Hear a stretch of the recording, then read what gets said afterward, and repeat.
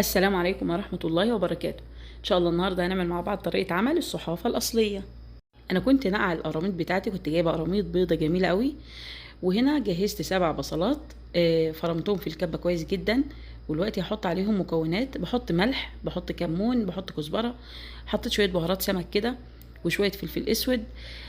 وقلبتهم كويس جدا جدا جدا مع حاجة شوية كده قليلين شطة. يعني عاوزين تحطوا شطة تمام، مش عاوزين براحتكم، ده اختياري. وهدعكهم في بعض كويس جدا جدا مع البصل. هتأكد معايا ان كل التوابل، البصل اختلط بيه زي ما احنا شايفين، لحد ما مية البصل كده يتعصر كده في ايدي. يعني انت هتحسي اصلا ان هو بيتعصر في ايدك وانت بتدعكيه كويس جدا بالتوابل ديت. ده طبعا بيديكي ريحة جميلة جدا وطعم، وغير انك تحط مثلا التوابل فوقيهم او كده، لا، الحركة دي كويسة جدا ومهمة. هي دي الصحفة بتاعتي اللي هي الفخار، يعني زي ما انت بتجيبها من اي مكان وكده. في ناس بتعملها بالعسل الاسود في الفرن وبراحتك يعني. وممكن تعملها في صينية، بس الفخار او الصحفة بتدي لها طعم تاني. دي القراميط بتاعتي، قراميط بيضة جميلة قوي.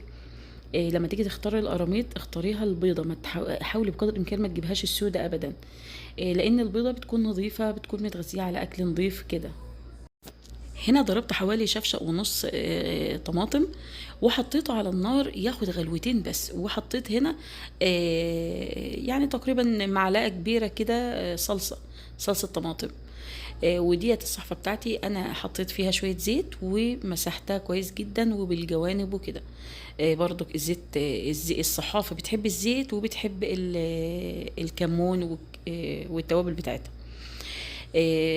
هنا انا انتظرت لحد ما الغلوتين، وبعدين جبت البصل اللي انا حط عليه التوابل، حطيته مع صلصة الطماطم، وقلبته كويس جدا جدا جدا برضو لحد ما اخد غلوة كده.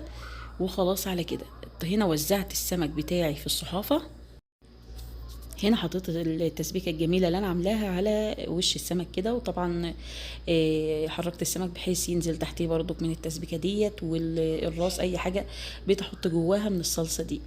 وتقدري كمان العصير، يعني مثلا تقدري وهي لسه طماطم سليمه تاخديها غلوتين على النار قبل ما تفرميها مع الصلصه.